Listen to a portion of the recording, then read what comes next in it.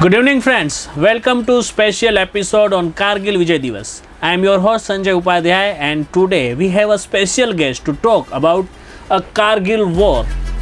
Lieutenant Colonel M.S. Johar. Welcome, sir. Thank you very much. He was a company commander in Kargil and was a part of a big victory over Pakistan. And let me first tell our viewers, the Kargil war was also known as the Kargil conflict, was an armed conflict between India and Pakistan that took place between May and July 1999 in the Kargil district of Kashmir and elsewhere along the line of control in India. The conflict is also referred to as Operation Vijay, which was the name of the Indian operation to clear the Kargil sector. And to focus on this all Kargil Vijay Divas, we have a special guest right now in studio. This is the first time Chanchal News taking interview on Kargil Vijay Divas, and the special guest who lead the operation and give us a victory. Colonel sir, first of all, welcome again and again. We are really feeling proud right now.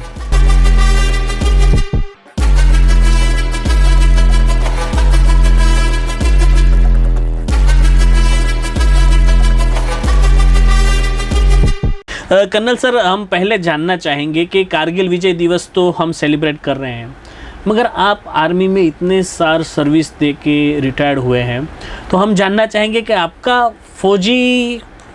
फौजी कैसे बने sir? आप किस तरह फौज में आए? आपका कुछ फैमिली बैकग्राउंड है, क्या है सर? संजय भाई, पहले तो बहुत बहुत धन्यवाद. I really thank you for giving me the opportunity to talk about something which I had chosen to be, and it's a proud privilege to discuss and talk about the operations where we have spent most of our life. Inshallah, अगर दोबारा भी भगवान chance देगा तो फौज में I would like to join my own regiment. Coming to the point, Sanjay bhai, my father is a Second World War soldier. He fought he was into the battle in 1942. Oh, wow. And God bless his soul, we lost him a few months ago. And the only thing I picked up from home was his medals, starting from 65 war, 71 war and stuff like that. Coming to the point, तो वो एक बचपन से ही एक ऐसे माहौल में रहे कि लगता था कि फादर साहब जैसे बने. And thereafter my schooling from second standard in 1971, I joined the Air Force School, Delhi. Those days it used to be called the AFCS. And from there till 1979, I spent my life in that complete atmosphere of the Air Force, Army, children were there. And that is the time I decided that I should do something wherein I can contribute towards the nation somehow. तो उन दिनों national defence academy का एक बड़ा जुनून होता था. तो हमने अपनी 12th के बाद एग्ज़ाम दिए. And thereafter I went through the process. In 1979 I joined the National Defence Academy, and thereafter, Sanjay bhai, I got we were sent to the IMA, Indian Military Academy, for 1 year of specified training. So from the National Defence Academy, the wings go to, that's a comprehensive training of the all arms, and thereafter we go to different sections. The Air Force goes to separate places, the Navy goes to separate places, and the Army guys, we come down to Dehradun Indian Military Academy. And then after having spent 1 year of training there, I got commissioned into the regiment of the Rajputana Rifles on the 18th of June 1983. Great. Coming to this Rajputana Rifles, how would you would ask me a question probably as to why Rajputana Rifles? So one important reason is my elder sister was married to a officer from Rajputana Rifle. And my elder sister's father had commanded 6 Rajputana Rifle, and whose father was a AMC doctor in Second World War. So that is how the whole thing began, and from the childhood we used to see, and there was always हम लोग छोटे होते तो एक जुनून रहता था कि हम भी इस यूनिफॉर्म में आएंगे, शायद देश के लिए कुछ कर पाएंगे, and that sort of thing. So that's it. क्या बात है कर्नल साहब, आज हम कारगिल विजय दिवस मना रहे हैं और स्वतंत्र भारत के लिए एक बहुत महत्वपूर्ण दिन है ये. आपको तो बखूबी ही याद होगा कि 26 जुलाई को ये मनाया जाता है और करीबन 60 दिन तक ये चला था।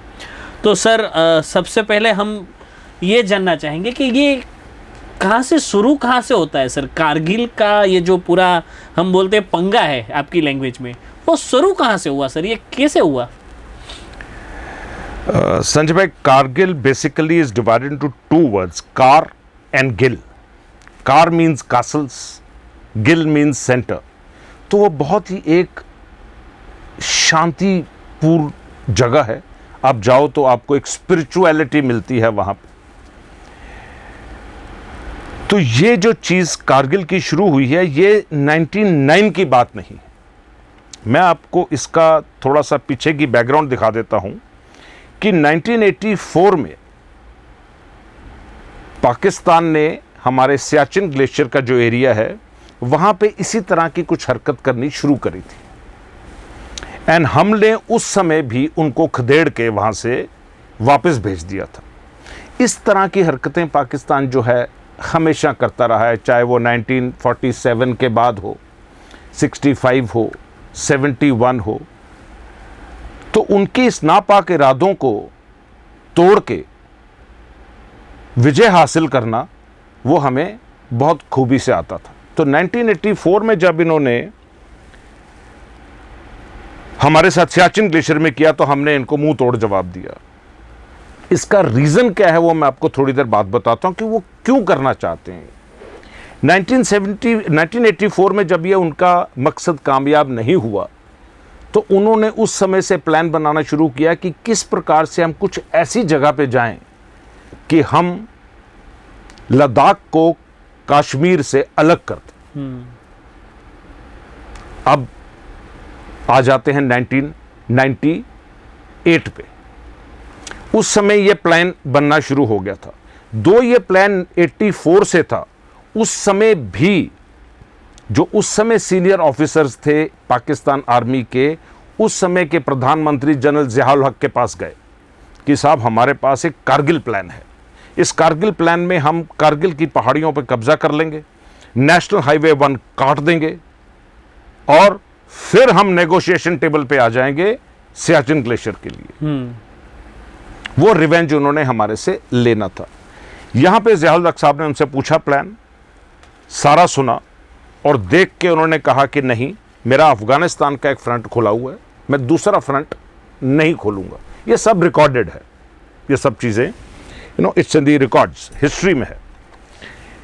फिर 1998 में जनरल परवेज मुशर्रफ साहब पाकिस्तान आर्मी के चीफ बन गए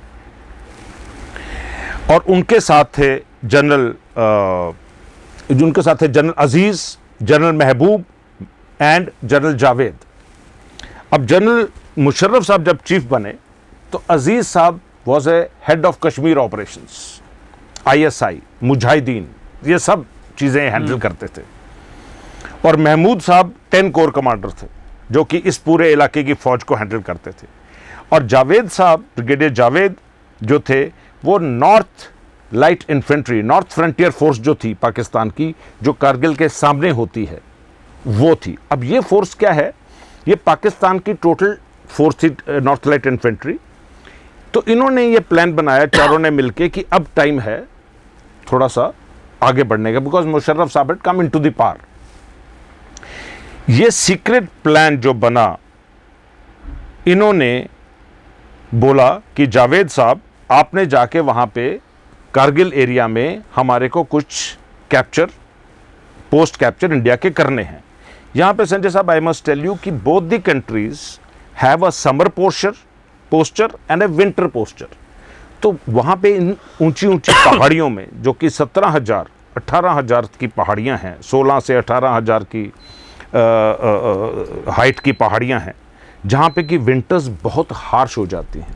मैं आपको बताना चाहता हूं कि दराज दुनिया की दूसरी सबसे ठंडी जगह है, जहां पे कि टेम्परेचर -60 तक चला जाता है। तो एक हमारा शिमला का समझौता हुआ था जिसमें कि ये बताया गया था या साइन ऑफ किया गया था कि विंटर्स में, ताकि हमारे ट्रूप्स को दिक्कत ना हो, हम अपने ट्रूप्स को बेस पे ले आएं, अपना ट्रेनिंग करें और मंथ में एक बार, 2 मंथ में एक बार पेट्रोलिंग पे उन पे ऑब्जर्वेशन रखी जाए। समर पोर्शन, समर जो पोस्चर होता था उसमें हम लोग पहाड़ों पे जाके अपनी पोस्ट को कैप्चर करते थे। अब ये जो तवज्जो देने वाली बात वो ये है कि 98-99 का जो समर था, वहां से जब विंटर शुरू हुआ तो समझौते की एग्रीमेंट के मुताबिक हिंदुस्तान एक ऐसी अपनी एक डिसिप्लिन्ड तरीके से अपना काम करता रहा है कि हमने विंटर जब शुरू हुई तो आहिस्ता आहिस्ता करके विड्रॉ कर लिया। पाकिस्तान ने वो पूरा विड्रॉ नहीं किया। जो आपका जो पहला प्रश्न था कि शुरू कहां से हुआ, ये बुनियाद यहां थी कि उन्होंने उस समय विड्रॉ नहीं किया। अब आया जावेद साहब को, नॉर्थ लाइट इन्फेंट्री को टास्क कि भाई आपने जाके कारगिल पे हिंदुस्तान की कुछ पोस्ट को पकड़ना है। वो ठीक है जी, पकड़ लें। अब वो जाके उन्होंने रेकी करी, इनको टास्क मिला था कि आपने 10 पोस्ट पकड़नी है। जब इन्होंने रेकी शुरू करी तो इन्होंने वहां से खबर भेजी कि 10 क्या है, यहां तो सारे खाली हैं, जितने को पकड़ लेंगे। अब पाकिस्तान ओपनली इस पोस्ट पे आके हमारी नहीं बैठ सकता था, लाइन ऑफ कंट्रोल का उल्लंघन हो जाता उस वक्त। तो उन्होंने 200 कुछ लोग नॉर्थ लाइट इन्फेंट्री के अपने सिलेक्ट किए, उनको पठानी सूट पहना के मुजाहिदीन बनाया गया और उनको भेजा गया कि आप ये 10 पोस्ट जाके कैप्चर करो। अब जब 10 पोस्ट कैप्चर करनी थी, बाकी भी खाली थी। अब ये ऑफ द कफ प्लान बन गया कि शुरुआत तो प्लान 10 पोस्ट की थी, पोस्ट बढ़ती गई, रीएनफोर्समेंट आती गई, पोस्ट बढ़ती गई और इस प्रकार से उन्होंने 140 बंकर हमारे पूरे एरिया में, कोई 130 स्क्वायर किलोमीटर के एरिया में कैप्चर कर लिया। मई के फर्स्ट हफ्ते में, ये बात बाद में थोड़ी मैं लेके चलता हूं कि पता कैसे चला। अब इसका इल्म हमारे को भी नहीं था और अब आपको पाकिस्तान लेके चलता हूं कि इस चीज का इल्म पाकिस्तान के उस समय प्रधानमंत्री नवाज शरीफ साहब को भी नहीं था।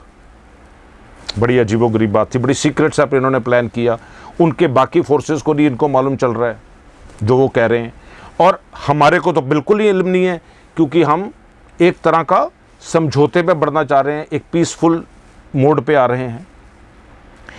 इसमें मैं आपको थोड़ा सा साइड पे लेके चलता हूं कि 1998 में जब बीजेपी गवर्नमेंट आई, वाजपेयी साहब प्राइम मिनिस्टर बने, तो एक हमारा एजेंडा था कि हम भी कुछ डेवलप्ड पार्क, कुछ सुपर पार्क की तरह बनने की कोशिश करें, कुछ एल हट के करें। तो हमने 13 मई 1998 को पोखरण में न्यूक्लियर टेस्ट किए थे और पाकिस्तान भी हटा नहीं। 15 दिन के बाद 28 मई को उन्होंने भी अपना टेस्ट कर लिया। अब बात सोचने वाली यह है कि ताकत सिर्फ बाजू में हो और दिखाई जाए उससे नहीं है। यह सब टेस्ट एक रूटीन प्रोसीजर हमारी तरफ से था।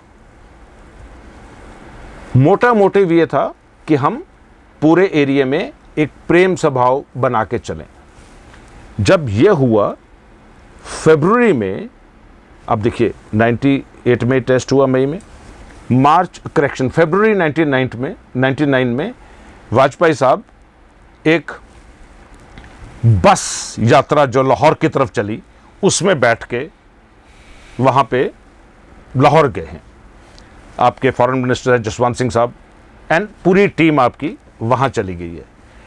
अब एक तरफ हम पूरा अपना इनको दिखा रहे हैं कि इंडिया आपके साथ जुड़ा हुआ है, हम आपके साथ एक पीसफुल रिश्ता रखना चाहते हैं, एक भाईचारे का रिश्ता चाहते हैं। और उसमें वाजपेयी की स्पीच साहब ने बड़ा क्लियर लिखा है कि बहुत वक्त हो गया है दुश्मनी का, दोस्ती को भी अब टाइम मिलना चाहिए। अब हमने तो ये शुरू किया है फरवरी 1999 में, लेकिन पाकिस्तान ने कारगिल की तरफ हरकत जो करनी थी वो अक्टूबर नवंबर 1998 की प्लान है और जनवरी में इन्होंने शुरू कर दी। आप दोनों डेट्स देखेंगे, अब मैं दोहराता हूं आपके लिए कि नहीं, मतलब कि हम वहां पे गए उससे 2 महीने पहले उन्होंने प्रोसीजर स्टार्ट कर दिया, प्रोसीजर शुरू कर दिया है और हमारा उन्होंने पोस्ट कैप्चर करनी शुरू कर दिया, आहिस्ता आहिस्ता रेकी शुरू हो गई है। हम वो समझौता करके वापस आते हैं और मार्च में 21 मार्च 99 को हमने लाहौर समझौता भी साइन कर दिया है। तब भी ये हमारी पोस्ट को कैप्चर करते जा रहे हैं, लॉजिस्टिक लाते जा रहे हैं, एमुनेशन डेवलप होता जा रहा है। अब मई के पहले हफ्ते में वहाँ के जो बकरवाल होते हैं, जैसे हमारे गाय भैंस चराते हैं, तो वहाँ के जो लोकल तेन सिंह नगवाल बकरवाल था, ये 3 लोग अपने याक चरा रहे थे और इनके पास एक बहुत बढ़िया एक आला दर्जे का बाइनोकुलर था। अब कुछ थोड़ा छोटा मोटा शिकार करना होगा, एक आधे का याक गुम हो गया, तो उसने बाइनोकुलर से अपना देखना शुरू किया और उस समय उसने 6 लोग देखे जो कि पहाड़ पे कुछ सामान को अनलोड कर रहे थे, कुछ खुदाई कर रहे थे आपस में। ये 6-7 लोग उसने देखे। यहाँ से संजय भाई शुरू होता है कि हमारे को पहली बार पता चला कि वहाँ पे कुछ न कुछ हरकत हो रही है। उन्होंने आके हमारे को वापस आके बताया हमारे फौजी भाइयों को कि ऐसे ऐसे उन्होंने हरकत देखी। जब उन्होंने वो हरकत देखने पे हमने एक्शन लिया तो उस समय मई मिड में लेफ्टिनेंट सौरभ कालिया का पेट्रोल रेकी पेट्रोल भेजा गया कि जाके देखो भाई हो क्या रहा है। अनफॉर्चुनेटली 22 दिन वो पेट्रोल हमारे को वापस नहीं मिला और जब मिला तो उनके शरीर के साथ इतनी बुरी तरह ट्रीटमेंट करी गई थी, आंखें निकाल दी, हाथ पैर काट दिए, कानों में छेद, इस तरह से वो बॉडी हमारे पास वापस आई। तो इस समय इनको अंदाज़ा हुआ कि कुछ ना कुछ ज़्यादा हो गया है। ये सिर्फ एक कब्ज़ा ही नहीं है, ये कुछ उससे ज़्यादा हो गया कारगिल में। तब भी यही सोच में आ रहा था कि मुजाहिदीन हैं और कोई रेकी पेट्रोल जाएं, इंजरी हो जाए वापस आ जाए, कैजुअलिटी बढ़ने लगी। उस समय एयरफोर्स की एरियल हेल्प ली गई एंड फ्लाइट लेफ्टिनेंट नचिकेता पहली जो गए अंदर करने के लिए, तो उनका प्लेन क्रैश हो गया और उनको इजेक्ट करना पड़ा और वो इजेक्ट होने के बाद प्रिजनर ऑफ वॉर बन गए। उसको बचाने के लिए स्क्वाड्रन आहूजा जब उनके पीछे गए, उनका प्लेन भी हिट हुआ लेकिन वो क्रैश हो गया। अब समझ में आने लगा कि सिर्फ एक मुजाहिदीन ही इतना काम नहीं कर सकता, कुछ और भी लंबा हाथ इसमें होगा। एंड उस समय एयरफोर्स की एक फ्लाइट, कैनबरा जहाज कहते हैं उसको संजय भाई, हम जिसको जो कि एरियल फोटोग्राफी करता है, तो वो कैनबरा जहाज आगरा से उड़ा, स्क्वाड लीडर पेरुमल लेके उनको चले और उन्होंने ऊंचाई से दुश्मन की गहराइयों की तस्वीरें भी सामने आ जाती हैं। तो उस समय उन तस्वीरों से पता लग जाता है भी किस प्रकार की हरकत, तो एक इंटेलिजेंस का सर्वे टाइप हो जाता है, हमारे पास सारी तस्वीरें आ जाती हैं। ये फ्लाइट उड़ान भरने के बाद जब पेरुमल साहब वापस आ रहे थे तो इनका एक स्ट्रिंगर मिसाइल लगी और इनका एक इंजन जहाज का फेल हो गया। बड़ी बहादुरी दिखाते हुए इन्होंने वापस आगरा में अपना जहाज लैंड कराया, बहुत फतेह करी। अब वो फोटोग्राफ जब सामने आई तो तब मामला खुला कि ये किस लेवल पे, किस दर्जे पे ये अपने आप को वहां पे मौजूद कर चुके हैं, किस लेवल की स्ट्रेंथ है, किस प्रकार का एमुनेशन है, लेटेस्ट वेपन्स हैं, लॉजिस्टिक्स है, एवरीथिंग इज देयर। ये है जो डेवलप होके इस दिन तक, जब तक कि हमारा फ्लाइट वो फोटोग्राफ्स लेके नहीं वापस आई, कि हमें पता चला कि इसमें है क्या। ये पंगा था अभी तक। कर्नल सर, आपने बोला कि ये पूरा मूवमेंट 140 बंकर्स पर इन लोगों धीरे धीरे अपनी मिलिट्री बढ़ाते गए, फिर फोटोग्राफ्स आया। तो फोटोग्राफ्स आने के बाद किस तरह आप लोगों ने प्लानिंग किया, वो थोड़ा हमारे दर्शक जानना डेफिनेटली चाहिए। हाँ, वंडरफुल यार। यू सी, ये जो फोटोग्राफ्स आते हैं ना संजय भाई, they are analyzed at a very different level. They first go to the most senior most headquarters, they analyze it पूरी, उसका एक जिसको जो एक नॉर्मल भाषा में आप कहें कि पूरा पोस्टमार्टम उनका हम कर लिया करते हैं।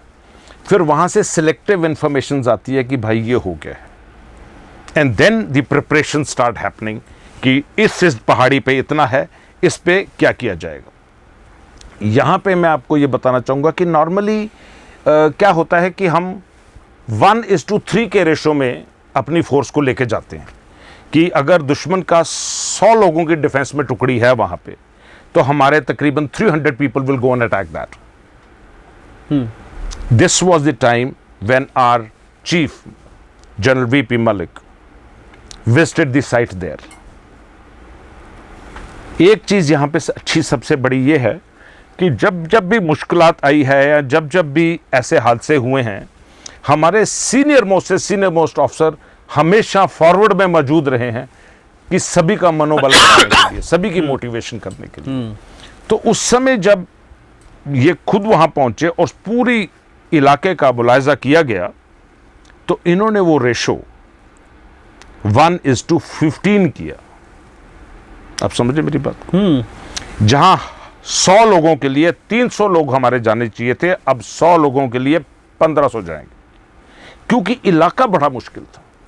पहाड़ियां जो हैं उस इलाके की संजय भाई, दे आर फुली कवर्ड, पथरीले इलाके हैं, they are sheer cliffs of very high acute angles की जहां चढ़ना बड़ा मुश्किल है। अब जब ऊपर पहाड़ी पे आप बैठे हुए हैं, नीचे से आप चल रहे हैं, यहां से आप कंकर भी फेंकोगे तो उसको चोट लगेगी। इस तरह की बात थी। So this pictures which were analysed, they came up, सारी खबर आने लगी, एंड इसके बाद तो फिर रुकना बड़ा मुश्किल था, पता लग गया था क्या होना है, and that's how we analyze the whole thing. Colonel साहब, हम जानना चाहेंगे कि ये जब कारगिल वॉर पूरा चल रहा था, तब आपका ड्यूटी कहाँ पे था, और आपने पर्सनली जिस ऑपरेशन में पार्ट लिया हो, आपने लीड किया हो, उसके बारे में थोड़ा बताइए हमारे दर्शकों को। संजय भाई, मैं उस समय 15 राजपूताना राइफल्स के साथ था, एंड हम लोग सोनामर्ग में लोकेटेड थे, और जो दरास में यूनिट्स थी, जो कारगिल में यूनिट्स थी, वो कारगिल में डिप्लॉयड थी। हमारे को as a reserve Bareilly division से उठा के हम, we were part of the 99 brigade. मैं ज़्यादा नंबर्स नहीं बताऊंगा आपको, यूनिट्स को, बट हम सोनामर्ग में थे, और हमारे को जुजीला पास में, जो जुजीला पास है साथ वाला, बड़ा इंपॉर्टेंट पास है, उसको सिक्योर करके उसको प्रोटेक्ट करना हमारी जिम्मेवारी थी। हमारी 2 कंपनियां वहां पे लगी हुई थी जुजीला पास, एंड वी वर रेडी कि जैसे ही अभी जो प्रेजेंट यूनिट्स जा रही हैं उस पे कुछ आंच आती है या कोशिश होती है, उसमें हम जाके उनको रीएनफोर्स करते। I was part of the 15 Rajputana rifles. Sir, आपने जो बात की कि आपने पार्ट लिया और पूरा राजपूताना राइफल में आप थे, तो हम जानना चाहेंगे कि ये जो वॉर चला उस दौरान आपने बोला कि भाई आप रिजर्व में भी थे और जोजिला पास का पूरा मूवमेंट भी आप देख रहे थे, तो उस दौरान वॉर में आपको कोई चांस मिला कि इन मुजाहिदीनों को या उनको ठीक सबक सिखाने का? क्योंकि उस समय तो एकदम जोश वाली बात थी, आप भी चाह रहे होंगे कि हम भी जाएं बॉर्डर पे और ठिकाने लगा दें सबको। वो संजय भाई, कुछ 2-4 बातें मैं आपको और भी बताना चाहूँगा कि हुआ क्या है कि जब ये कारगिल पे सारा कंसंट्रेशन पूरी फौज की यहाँ पे थी, उस समय कुछ फौज जो कि पाकिस्तान ने एंटीसिपेट करी थी कि अगर हमारे को इमीडिएट कारगिल को रीइंफोर्स करना है तो हम जो आसपास की जो यूनिट्स हैं उनको उठा के रीइंफोर्स करेंगे। जिस प्रकार से हमारी एक राजपूताना राइफल्स यूनिट है जिसने कि तोलोलिंग पे फिर कब्जा पाया लेटर, वो मैं आपको बताऊंगा, तो उनको बारामूला एरिया से उठा के कवर कर दिया गया। उसी प्रकार जब 26 जुलाई को वाजपेयी साहब ने या गवर्नमेंट ने इन्होंने डिक्लेयर कर दिया कि हमने पूरा कारगिल क्लियर कर दिया है, तो उस समय हमारे को टास्क मिला कुपवाड़ा सेक्टर में जाके, क्योंकि मुजाहिदीन जब यहां पे हमारी पूरी कंसंट्रेशन हो गई थी, वहां से करीब 150-200 मुजाहिदीन इन्फिल्ट्रेट करके वेरियस सेक्टर से अंदर आ चुका था। वहां पे मुजाहिदीन कार्रवाई जो नॉर्मल श्रीनगर कश्मीर में है वो बढ़ गई थी। तो वहां फिर हमारे को टास्क मिला कि आप कुपवाड़ा सेक्टर में जाइए, हमारी यूनिट को भेजा गया एंड वहां पे फिर हमने पूरी ऑपरेशंस करी। बहुत ही इनके हाइड आउट्स हमने लश्कर-ए-तैयबा का जो ग्रुप है जो ओसामा बिन लादेन हेड करा करते थे, तो वो हमने खदेड़ा इनको अच्छी तरह। और समवेयर इन मिड अगस्त, करीब कोई 15 और 20 अगस्त 1999 की बात है संजय भाई, कि हमने लश्कर-ए-तैयबा का एक बहुत बड़ा हाइड आउट रेड किया जिसमें कि उनकी काफ़ी कैजुअल्टी हुई, हमारे भी इंजरीज हुई, कोई फैटल नहीं था। तो उस समय हमारे को उस हाइड आउट में इस तरह के एमुनेशन, इस तरह का सामान मिला कि देख के हैरानी होती आती थी कि एक मुजाहिदीन है, उग्रवादी है, उसके पास वर्ल्ड ट्रांसमीटर सेट था जिससे कि वो कहीं पे भी बात कर सकता है। हमारे को बैग्स में इंडियन करेंसी और फॉरेन करेंसीज मिली, आला दर्जा के उसके पास weapons, ammunitions, RPGs, Carl Gustavs, AK-47s, M16s, इस तरह की राइफलें लेते थे और कुछ मैगजीन मिली हमारे को। अब इस चीज को मैं सिर्फ अपनी एक एजम्पशन के साथ को रिलेट करता हूं कि जब कारगिल का युद्ध चल रहा था उस समय हमारा एक एमुनेशन डंप पे भी फायर आया था, जो कि काफी हमारा नुकसान हो गया। उस हाइडआउट में मैंने जब वो मैगजीन पकड़ी, कुछ मतलब कि सैकड़ों की तादाद में थी वो, उसमें उसामा बिन लादेन की एक इंटरव्यू थी कि वो अपने लड़कों को हौसला अफजाई कर रहे थे कि आपने एमुनेशन डंप बर्बाद करके बहुत अच्छा किया। वेयर एज कारगिल के बंकर्स में मुजाहिदीन नहीं थे, पाकिस्तान। तो कितनी बड़े षड्यंत्र, कितना बड़ा एक मास्टरमाइंड ऑपरेशन नहीं होगा ये कि आप उस तरफ से, उधर से तो लश्कर-ए-तैयबा के से आप ये बताना चाह रहे हो कि उन्होंने एमुनेशन डंप उड़ा दिया, वेराज आप वो है ही नहीं वहां। सो हाउ डू यू, तो ये जो प्लानिंग इन्होंने की थी, डिटेल्ड प्लानिंग नहीं थी, ऑफ द कफ प्लानिंग थी। 10 बंकर पकड़ने थे, रीइंफोर्समेंट आते गई, बढ़ते गए। अब मैं आपको बताना चाहता हूं कि इनका मकसद क्या था। आप देखिए कि दोनों जो इंडिया एंड पाकिस्तान का जो बॉर्डर चलता है, बीच में हमारी एक LOC लाइन चलती है जो कि एक अंडरस्टैंडिंग है कि हम अपने LOC के अपने बंकर्स में बैठेंगे, वो अपने पे बैठेंगे। पाकिस्तान का ये एक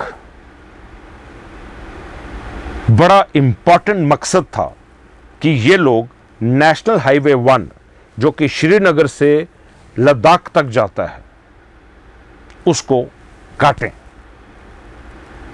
और हमारी कंप्लीट सप्लाई चेन लाइन को तोड़ दें। इंडिविजुअली स्पीकिंग मैं आपको बताना चाहूंगा साहब कि 1983 में जब मैं कमीशन हुआ तो मेरी पहली पोस्टिंग लेह में थी, लद्दाख में थी।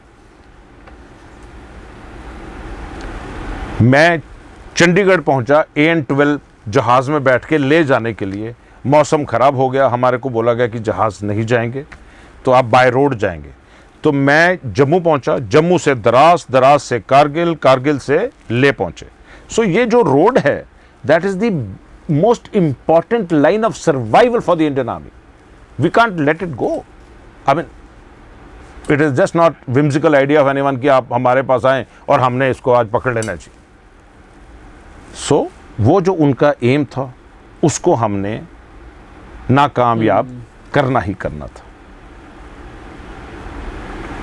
बहुत चैलेंजेस आए इसमें, काफ़ी पूरी ऑपरेशंस में आप देखें तो आसान नहीं था, लेकिन सबसे अच्छी बात यह थी कि जिस चीज़ की प्लानिंग 1984 से लेके 1998 तक इनके दिमाग में रही और 1999 में इन्होंने लॉन्च किया, हिंदुस्तान की फौज ने 60 दिन के अंदर इनको उठा के वापस भेजा। 60 डेज। कहते हैं संजय भाई कि हिस्ट्री जो है वो पेन और कलम से ना लिखी जाती है, वो खून से लिखी जाती है। और वो हमारे नौजवानों ने, हमारे सैनिकों ने करके दिखाया किस प्रकार से हम अपनी मातृभूमि का एक एक इंच वापस ले सकते हैं। और सबसे अच्छी बात जो मैं आपको यहां पे बताना चाहता हूं, जो कि बहुत काबिले तारीफ है हमारे स्पेशली पॉलिटिकल लीडर्स के लिए, कि वाजपेयी साहब ने उस समय जो भी डिसीजन लिया उसमें सबसे अहम डिसीजन यह था कि हम लाइन ऑफ कंट्रोल क्रॉस नहीं करेंगे, लेकिन इनको उखाड़ के वापस जरूर फेंकेंगे। क्योंकि अगर लाइन ऑफ कंट्रोल क्रॉस करते हैं तो वो जो हमने 13 मई को हमने टेस्ट किया था, 18 मई को उन्होंने किया था, वो बटन हो सकता था, कभी भी हो सकता था। इस समय मैं ये भी बताना चाहूँगा कि हमारे जो एयरफोर्स का सपोर्ट था वो बहुत ही आला दर्जे का था। नेवल ईस्टर्न फ्लीट भी नेवी से अपना मेन सी में आ चुके थे, ताकि अगर कराची या उधर से कुछ आता है तो उसको भी कवर करें। एंड जो हमारी एक बोफोर्स गन है, उसने जो कमाल किया वहां पे कि 100 गन इकट्ठी एक ही टारगेट को बर्बाद करेंगी, ताकि जो आपकी इन्फेंट्री है ग्राउंड पे उसको मौका मिल सके करीब जाने का, वरना बड़ी खड़ी चढ़ाई होती है। हमारे पे बहुत कैजुअल्टी हो गई थी, बहुत ज़्यादा कैजुअल्टी हो गई थी। जौहर साहब, मैं पूछना चाहूँगा, आपने जो बोला ऑपरेशंस के बारे में, कारगिल में जो हुआ, इस बार मेरे ख्याल से फर्स्ट टाइम ऐसा हुआ था कि टेलीविज़न चैनल्स भी इसको कवर कर रहे थे, पूरी वॉर को। ज़्यादातर पुराने वक्त में जब वॉर हुई थी तब इस टाइप के कुछ नहीं थे, न्यूज़पेपर्स में हफ्ते बाद पता चलता था, मगर इस बार तो लाइव सब देख रहे थे और लोग भी देख रहे थे। हमने भी सुना था कि भाई टाइगर हिल पे हमने तिरंगा लहरा लिया है, हम जीत गए। मगर जो तिरंगा लहराया उससे पहले हमने जो प्लानिंग किया, मैं थोड़ा जानना चाहूँगा कि इस तरह की आपके पास सिचुएशन आ गई थी सबके पास। आपने बोला कि भाई हमारे जो है वीपी मलिक सर, उन्होंने भी काफ़ी बढ़िया सपोर्ट दिया, हमारे पास जो वेपन्स है वो भी काफ़ी अपग्रेडेड हुए। मगर मैं थोड़ा इंटरनल जानना चाहूँगा कि उस दिनों में लश्कर, जो हमारा जो आर्मी है, उसकी हौसला अफजाई के लिए किस तरह से मोटिवेशन आपको मिलता रहा, क्योंकि पूरे देश की नज़र आप लोगों पे थी। सबसे पहले तो मैं आपको बताना चाहूँगा कि जो हिंदुस्तान की फ़ौज है, इसकी जो ट्रेनिंग और मनोबल है वो इस तरह का है कि जब कभी भी देश पे आँच आएगी, जो भी सैनिक खड़ा है वहाँ पे वो पीछे मुड़ के नहीं देखेगा। एंड सबसे बड़ी बात जो मुझे ऑब्जर्व करी है during my army tenure, I am open, I am taking an exemption Sanjay भाई एज अ होल, कि ज़रूरी नहीं है कि जो उसने यूनिफॉर्म पहनी है वही देश के लिए एक्स्ट्रा जान दे देता है, हम तो देंगे। जो सिविलियन का बाहर का सपोर्ट मिलता है, जो उनका एक नज़रिया होता है, जो उनका एक मन भाव की जो इमोशंस आती हैं, उससे जो हम लोग वहाँ अंदर बैठे होते हैं उससे बहुत मनोबल बढ़ता है। Point number 1। 2, हमारी जो लीडरशिप थी, यहाँ पे मैं पॉइंट बताना चाहूँगा, जो जूनियर लीडरशिप थी स्पेशली, अगर आप कारगिल युद्ध की कंप्लीट कैजुअलिटी का डिटेल देखेंगे तो आपको 22 और 25 साल के जो यंग बच्चे हैं, उन्होंने क्या कमाल किया है। यह देश युवा देश है, चाहे वो फौज का बच्चा है, चाहे बाहर युवा देश है। हमें उस युवा को फॉलो करना है। वो जो युवा, जो बच्चे हमारे वो उस समय कर गए ऑफिसर्स, वो काबिल तारीफ है। विक्रम बत्रा अपने एक यंग ऑफिसर को बचाने के लिए क्रॉल करके उसको कंधे पे उठा के लाता है, जबकि कोई और जा रहा होता है तो उसको कहता है नहीं आप तो शादीशुदा, मैं जाके आता। तो वो एक सेक्रीफाइस, एक officer leading from the front वाला जो लीड होता है, that is most important one.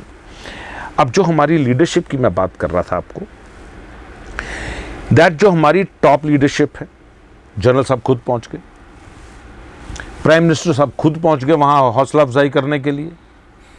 अब देश का प्रधानमंत्री वहां खड़ा है तो हमारा खून अंदर से गर्म अपने आप ही हो जाएगा। That is one.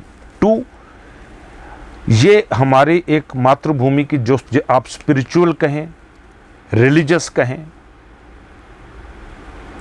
कि जब जब भी हमारी भारत माता पे कोई आंच आने की कोशिश हुई है तो सभी एकजुट हो गए हैं।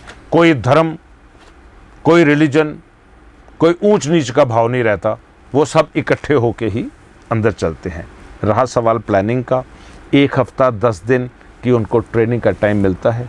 हमारा कमांडिंग ऑफिसर्स, कंपनी कमांडर्स उसको पूरा ट्रेन करते हैं और एक ऐसा माहौल बन जाता है कि बस अब या तो तिरंगा ऊपर जाके लहरा देना है और नहीं तो तिरंगे में लिपट के आ जाएंगे। क्या बात है सर। दो ही बातें होंगी। इनफैक्ट मैं यहां पे कोट करना चाहूंगा आपको कि वो अपना जो विक्रम बत्रा था, वो ऑपरेशन कारगिल शुरू हुई उसके चंद एक दिन पहले छुट्टी आया था, हिमाचल का रहने वाला था। तो उसके दोस्त यार थे, तो उसने बोला कि देखो विक्रम, अभी कारगिल युद्ध तो शुरू हो गया, आप तो वापस जा रहे हो, तो थोड़ा अपना ख्याल रखिएगा। कहते ख्याल क्या रखना, या तो तिरंगा लहरा देंगे या लिपट के आ जाएंगे। और बच्चा दोनों वादे कर गया। हमारे सेकंड राजरिफ के कंगरू साहब हैं, इनको एक खड़ी चढ़ाई की तरफ से चढ़ने का हुक्म मिल गया। जूता पहन के ये चढ़ नहीं पा रहे थे संजय भाई। इनकी जो घातक प्लेटून थी, सभी ने जूते उतारे, उस पहाड़ी पे नंगे पांव चढ़े और ऊपर जाके कैप्चर कराए।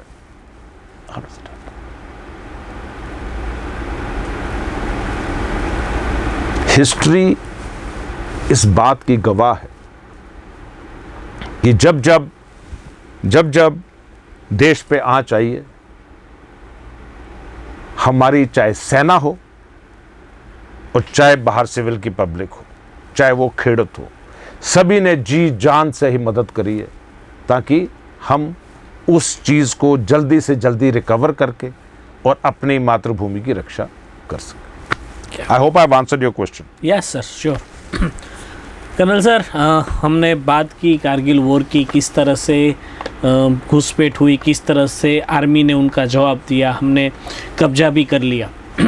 कर्नल सर, हम जानना चाहेंगे कि जब हम आज के दिन कारगिल विजय दिवस, कारगिल शौर्य दिन जब मनाते हैं, एक सेलिब्रेशन रहता है कि जिन लोगों ने हमको ये विक्ट्री दिलाई है, जो शहीद हो गए हमारे आर्मी के जवान, उनके लिए ही हम ये सेलिब्रेट कर रहे हैं। तो इस मौके पे मैं चाहूँगा, एज अ आर्मी से बिलोंग्स करते हैं आप, तो हमारे जो व्यूअर्स हैं उनको आप कुछ मैसेज देना चाहे, जो लोग आर्मी में आना चाहते हैं उनके लिए, जो यंग है, आपने बोला यूथ के लिए, उनके लिए आप कुछ मोटिवेशनल मैसेज देना चाहे, तो मैं चाहूँगा कि आप कुछ कहिए उनसे, एक आपका जो फीलिंग्स है वो हम उन लोगों तक पहुँचा सके। क्या बात। मैं जैसे संजय भाई आपको कह रहा था कि कारगिल युद्ध में जो एक युवा शक्ति, एक युवा यंग ऑफिसर्स ने जो करके दिखाया है, ऑफ कोर्स इन्वॉल्वमेंट सभी की रही है, ऊपर से नीचे तक प्लानिंग रहती है, right. Before I go further, मैं आपको एक हमारे ग्रेनेडियर के साहब हैं, श्योर सर, वो हैं ग्रेनेडियर, आजकल सुविधा मेजर साहब हैं, ग्रेनेडियर योगेंद्र सिंह यादव। 2.5 साल की नौकरी थी उस बंदे की, ठीक, 2.5 साल, 22-23 साल का लड़का होता। किस प्रकार वो inch by inch, metre by metre चढ़ता गए, किस प्रकार उन्होंने अपनी प्लेटून के साथ काम किया। और एक ही प्लेटून में 2 योगेंद्र सिंह यादव थे, नेम सेक। इस योगेंद्र सिंह यादव साहब को परमवीर चक्र मिला। 15 गोलियां लगी इसके ऊपर।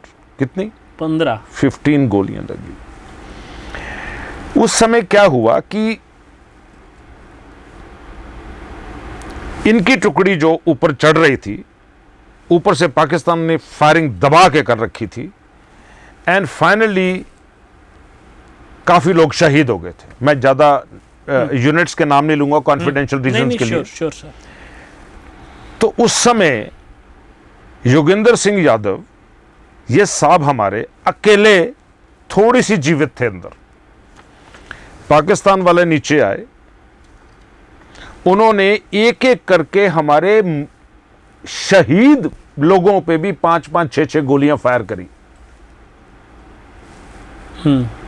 इतनी बुलंदी है इनमें कि हमारे जान निकलने के बाद भी इनके शरीर कांपते हैं हमारे को देखने में, कि उसके ऊपर भी इन्होंने 5-5, 6-6 गोलियां मारी। योगेंद्र सिंह यादव साहब साथ में लेटे हुए थे, तो उसके गोली मारी, एक बाजू पे लगी, दूसरी मारी टांग पे मारी। उसके पहले उनके घुटनों पे 2 ग्रेनेड के शेल लग चुके थे। इस समय योगेंद्र साहब ने सोचा कि मैं अभी जिंदा हूं, गोली लगी तो घर में आ गई, वापस नींद खुली थोड़ी सी, लेकिन वो चुपचाप बैठा रहा कि मैं किसी प्रकार नीचे जाके ये बता दूं कि यहां हो क्या रहा है, एक्चुअल इंटेलिजेंस तो दूं। उस समय संजय भाई, उस पाकिस्तानी सोल्जर ने इनकी छाती पे टड़क करके गोली मारी। अब छाती पे गोली लगी तो जाको राखे साइयां मार सके ना कोई। ये 22-23 दिन से पैदल चल रहे थे, इनकी पैंट फट गई थी, इन्होंने अपना पर्स निकाल के यहां डाल लिया था। पर्स में 5-5 रुपए के सिक्के थे। वो गोली सिक्के पे लगी, अंदर नहीं गई। पहले झटके में तो उन्हें लगा खत्म हो गए, तब जाके वो बंदा रेंगता हुआ वापस आया। उसने खबर दी कि ये साहब इस लेवल का ऊपर प्रॉब्लम चल रही है। तो सीओ साहब ने पूछा, जोगिंदर साहब कैसे है? बोले साहब थोड़ी ठंड लग रही है। भले इनसे पूछा कुछ खाना है? कहता नहीं साहब खाना कुछ नहीं चाहिए, हमने 3 दिन में आधा पैकेट बिस्किट भी नहीं खाया, हमें चाहिए तो सिर्फ हथियार और एमुनेशन दे दो। अब जिसके शरीर में 15 गोलियां लगी हों और वो इस लेवल की बात कर रहा हो, ग्रेनेडियर रेजिमेंट का मेरा, बताओ क्या इस लेवल की शहादत, इस लेवल की मोटिवेशन कहां से आएगी? अभी रहा मैसेज यूथ के लिए, मेरी सिर्फ एक सिंसियर एडवाइस रहेगी अपने यूथ को कि काफी तजर्बा लेने के बाद आज हम इस मुकाम पे पहुंचे हैं कि भारत देश जैसा देश नहीं। काफी दुनिया घूमने के बाद, उनके सैनिक देखने के बाद, जो हमारा देश है इस समय, आज हमारे देश की सारी जो रणनीति है, चाहे वो काम करने की है, चाहे सेहत है, वो सारी दुनिया फॉलो कर रही है। हमारे यहां पे सारे वेजिटेरियन खाना खाते हैं, अब पूरा दुनिया वेजिटेरियन बनना चाहती है, आज पूरा दुनिया योगा करना चाहती है, राइट? सही बात है। सो हमारे यूथ को इस समय चाहिए कि अपनी संस्कृति को मद्देनजर रखते हुए जिस भी फील्ड में जाना चाहें उसमें सच्चे तरीके से, एक वफादारी के तरीके से अंदर जाएं, एक इस तरह की प्रेरणा भाव से जाएं कि जहां पे भी काम करें देश की उन्नति के लिए काम करें, देश की आत्मनिर्भरता के लिए काम करें, देश की खुशहाली के लिए काम करें। तो ये मेरा एक मैसेज यूथ को जाएगा। हाउएवर इस समय मैं आपको वो मेरे 2 पेट मोटिवेशनल बातें होती हैं कि मैं यूथ को हमेशा कहता हूं कि जब हम छोटे थे तो हमारे को मोटिवेट कैसे किया जाता था, तो वो चीज आज भी लागू है कि खुद ही को कर बुलंद इतना कि खुदा बंदे से पूछे बता तेरी रजा क्या है। आप इतनी मेहनत करो कि उस लेवल ऑफ एक्सेलेंस पे पहुंच जाए कि खुदा भी आपसे पूछे कि भाई अब बता तू क्या चाहता है। तो इंग्लिश में एक कहावत है, you are what you habitually do, excellence thereafter is a part of habit. कि आप जो हो अपनी दिनचर्या से वही हो जो आप हर रोज करते हो, और अगर आप वो सब चीज अच्छे से बेस्ट करते हो तो आपको एक्सेलेंट नहीं बनना, आप खुद ही एक्सेलेंट हो जाओ और अपने वातावरण को एक्सेलेंट रखो। एंड नेक्स्ट इज कि आपको कैलकुलेटिव रिस्क्स हमारे यंग यूथ को जरूर लेने पड़ेंगे कि आपका जो आपके जीवन की जो आपकी फ्यूचर की रणनीति है हमारे यूथ की, उसको इस तरह से बनाना होएगा कि जो 1-2 साल की रणनीति ना बनाए, थोड़ी लॉन्गेविटी में आए। 2020 चल रहा है, सो 2025 और 30 की रणनीति बना के चलें कि क्या करना है। ये मेरा सेकंड पॉइंट है।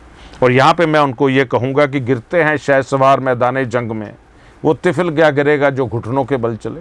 क्या बात। तो आपको घुड़सवार आपको मतलब उस तरह के रिस्क लेने पड़ेंगे, आपको उस तरह से अपने चांसेस लेने पड़ेंगे, घबराना नहीं है। And last but not the least, physical fitness जो है वो बहुत इंपॉर्टेंट चीज है, उसको शरीर को बनाए रखें। एंड इसके साथ mental robustness is more important. Mentally strong होना, घबराना नहीं, वीक नहीं होना, उस एनर्जी को बनाए रखना इज मोर इंपॉर्टेंट। सही बात है। So that is my message for the youth and इंशाल्लाह। Sir, we would like to salute you for this grand victory on Pakistan. And मैं श्योर हूँ अपनी ओर से, अपने दर्शकों की ओर से, कि कारगिल विजय दिन और कारगिल शौर्य गाथा के लिए आपने जो भी हमें थोड़ी इन्फॉर्मेशन दी, अपनी जो फीलिंग्स हमारे साथ शेयर की, वो काफ़ी हमें हमारे दिल को छू गई है। और आपने सही बात बोली है सर कि जब बात हिंदुस्तान की आती है तो आप आर्मी में हो या नहीं हो, क्या फ़र्क पड़ता है, सब साथ में है, इकट्ठा है और किसी भी हद तक जाने के लिए सब रेडी है। तो ये थी कारगिल विजय शौर्य दिन पर लेफ्टिनेंट कर्नल MS जौहर से खास बातचीत। कर्नल साहब हमारे स्टूडियो में आए और इतनी अच्छी बातचीत की, उसके लिए आपका खूब तहे दिल से शुक्रिया। And last but not the least, if you don't mind, thank you Sunny भाई, कि कुछ दिन पहले जो लास्ट इंडियन मिलिट्री एकेडमी से बैच पास आउट हुआ है, हमारा लेफ्टिनेंट बच्चन सिंह, जिसने कारगिल की लड़ाई में तोलोलिंग में अपनी शहीद हो गए थे, 19 साल के बाद उस लेफ्टिनेंट बच्चन सिंह का बच्चा lieutenant Hitesh Kumar 2nd Rajputana rifle में कमीशन कर। बहुत बढ़िया सर, बहुत बढ़िया।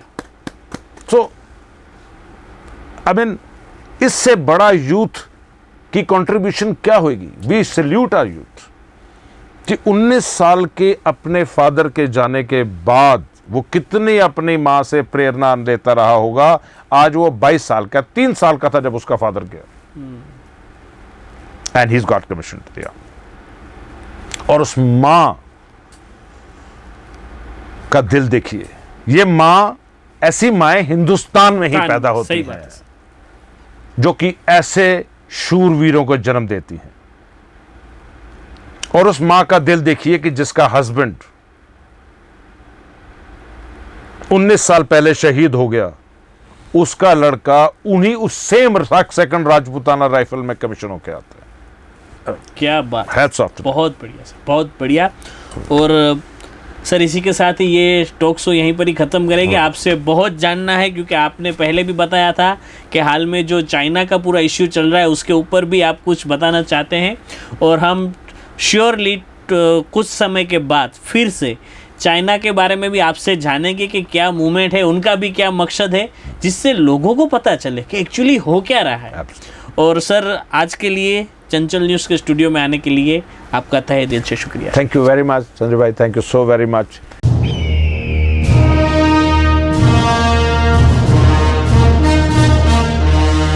ऐ सरजमीन हिंदुस्तान, तेरे उन जानिसारों, जांबाजों, शहीदों और मुहाफिजों को सलाम है, सलाम है, सलाम है,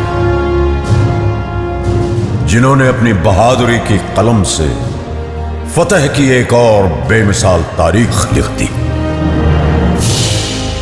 गवाह है आज भी कारगिल की वो बुलंद चोटियां, जिनको तुमने अपने लहू से सींचकर तिरंगे की आन, बान और शान को रोशन कर दिया।